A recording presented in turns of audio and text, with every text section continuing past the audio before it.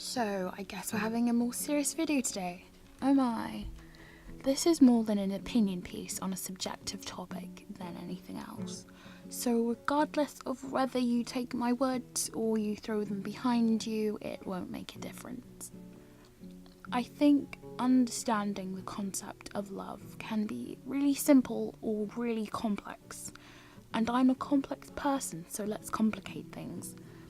If romantic couples are taken out of the picture for just a second, you can kind of see love and like in a different way.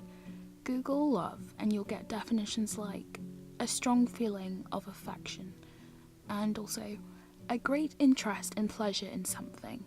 Google like, on the other hand, and you'll get having the same characteristics or qualities as, similar to, which is not the kind of like I mean. But if you look a little harder, you'll get find agreeable, enjoyable, or satisfactory. And I kind of agree with that. To like something is to find something enjoyable, agreeable, pleasurable, you're content with that thing. And love is a stronger version of that. A much, much stronger version of that. I think a good way of understanding how you feel towards something is to try and understand how you'd feel without it. I like pizza. It's very, very satisfying to eat. One of my favourite foods for sure. Homemade is the best, hands down. I love drawing and doing other such creative things like playing instruments and writing stories. I find it very relaxing and expressive, especially when I'm just taking my thoughts and making them into a physical form. Tell me I can't have pizza ever again and I'll be sad, but I can get over it. It's not like I'll die without it. There are other foods. I can get by this. But tell me I can never create again and watch me spiral into insanity. Creation is my entire being. It's what I live for. I couldn't simply get over it and find something else. I won't die without it, but I'd rather die without it. 20 years of investment for it to just be taken away from me suddenly is a bit much. So, wow, I go from meh, I'll get over it, to holy crap, I'd rather be 6 foot under. The difference is that extreme for a very particular set of reasons, in my opinion, but I'll talk about that later. For now, I want to give a less material example. I like my friend from college. He's a nice chap. Funny. He has good memes. We've had quite a few chats and have helped each other out in class. We were in the same class for 2 years straight and we've talked sometimes since college has ended. I love my 2 pet bunnies. They are very cute and their sassy personalities make me laugh. I've had them for maybe 7 years now and I wouldn't like any harm to come to them. If I checked my phone one day and couldn't contact my college friend, I'd think, well, that's a shame and get over it. I'd be a little sad, but honestly, I've not invested in him enough for it to bother me much at all. If I were to go downstairs one day and find my bunnies have gone, oh boy, I'm for sure going to have a bad time. And I know exactly how I'll react too, because this has actually happened to me before. Some asshole kids were mowing the grass and decided to nick them and run off. My older brother got them back within 30 minutes, don't worry.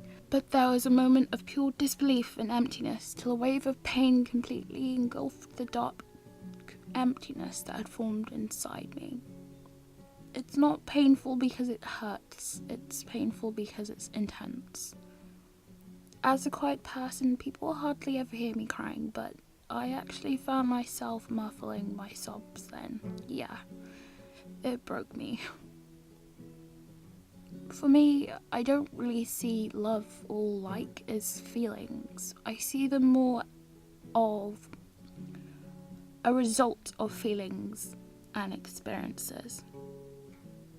Which is why you can like and love things on different levels. which is also why I think with people, and yeah, I'm the kind of person who will be all, I love this friend, and I love that friend, and I mean it completely platonically. But with people, I always find myself spending a while between the love and like barrier, because it's not a two-dimensional line I can casually cross over with no problems. Sounds cruel, but there are a lot of people who I'd be fine with not talking to again. But I'm pretty confident that I'm not the only one who thinks this way. And I'm pretty confident that people feel that way about me too, and I'm cool with that. Back to why I think how my reactions to losing things I like versus losing things I love are so dramatically different. I want to talk about the prior feelings to liking or loving something. With liking things, I've thought about it, and honestly, I think all it takes is for that thing to be positive to you in a way, and for you to have an interest in it. I like pizza because it's food and tasty, and I like my classmate because he's nice and fun. With love, it depends on what it is, but I think there are some important elements that apply to most things.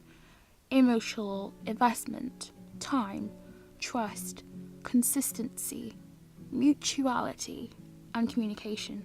I can't think of any more right now, but I'm pretty sure those are the main ones. With the arts, I'm emotionally invested in it because I use it to express myself. I use it as a coping mechanism when things go downhill. It's my crutch to lean on. Time? I've been drawing since before I could write. It's all I've known. I've been playing instruments since I was maybe 6 or 7, and writing stories since I was 11. That kind of 10 years or more for everything. I can't really say much about trusting art, or consistency, or mutuality, communication, but I can say this. It's not all rainbows and unicorns. Not every second of creating is a positive one. Actually, sometimes it's very frustrating, especially when things don't go the way I planned.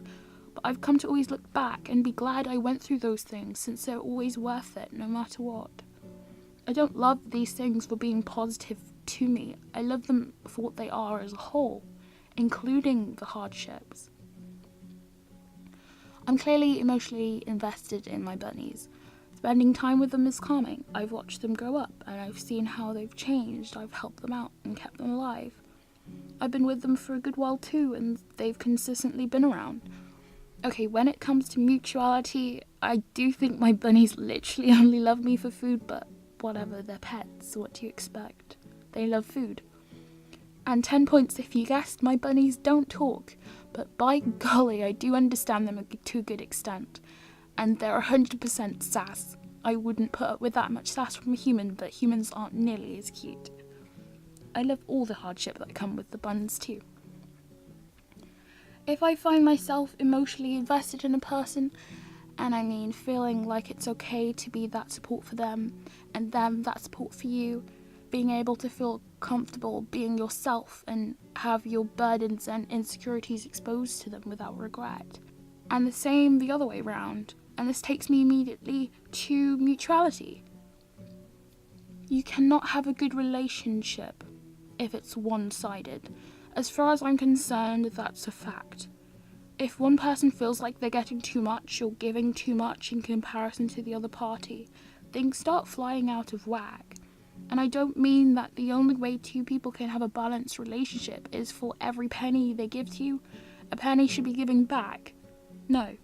I mean both feeling content with the relationship as a whole. And sometimes that does mean one person does a little bit more than the other, but it's not a problem. If either of us have problems, seeing to them shouldn't be a chore. It might be difficult, but love is about putting up with those hardships too, especially if it helps the other party. And a note, when I say putting up with hardships, I mean maybe sacrificing some things, or doing something you wouldn't usually. I do not mean putting up with any form of abuse. That's not love at all, that's being someone's punching bag.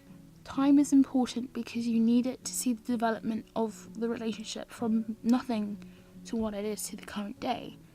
If I feel like I can look back and see that the time was well spent and spent investing, mutually gaining each other's trust and being consistently there for each other and being able to communicate without having to double think yourself or the worth of your words and ideas all the time. If I can find someone like that, they'd for sure be my best friend with no doubt. But Corinne, I thought you were talking about romance and love. Why are you talking about friends? Well, simply because a relationship like that in itself is love. Emotional investment, time, trust, consistency, mutuality, communication. When you put that kind of effort into a thing or person and it's taken from you, it freaking kills. You lose your crutch. Time comes to an end. The trust you built is of no use. They're not there for you to talk to anymore. It's a lot to lose. It's a part of you that you are losing because you put so much of yourself into them, and you don't need to be in a romantic relationship to understand that feeling at all. But I've not been asked to make a video about friends, so here's the romantic couples section. Are you ready for it? Are you? It's the same. No, Corinne, it's not the same, you absolute twit. I'm not in a romantic couple with my best friend. No. Shut it. Let me explain. I like how liberals, maybe even SJWs of today, don't treat romance and sexual intimacy as the same thing because it makes things a little more organised. On one hand, it's pretty normal for romantic couples to be sexually intimate with each other, and on the other hand, it's normal to be sexually intimate with someone you don't really care that much for. Or maybe a prostitute, or maybe you're a rapist, which I hope isn't the case.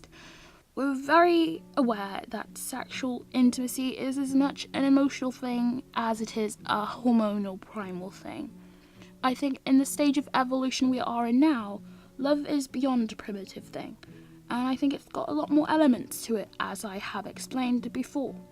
So I treat romance and sexual intimacy as separate things. Call sex romance as much as you want. It is for some people and isn't for others. I think with romantic couples, you've found your best friend, but they are such a big part of your life that you want to be with them for the rest of your life. Having adventures together, maybe even raising a family and growing old together.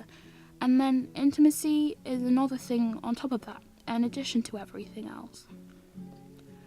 Maybe I have a very fantasy view of love, and I wouldn't be surprised. To be honest, I live off anime and cartoons, but that's just how it is in my opinion. Every couple I've seen fail is because of not having one of those things I mentioned before. You know, emotional investment, time, trust, consistency, mutuality, communication. And the same goes for friendships. And to me, a failed relationship is an unhappy one. Happy Valentine's Day, you dweebs. Go get your best friend a cookie.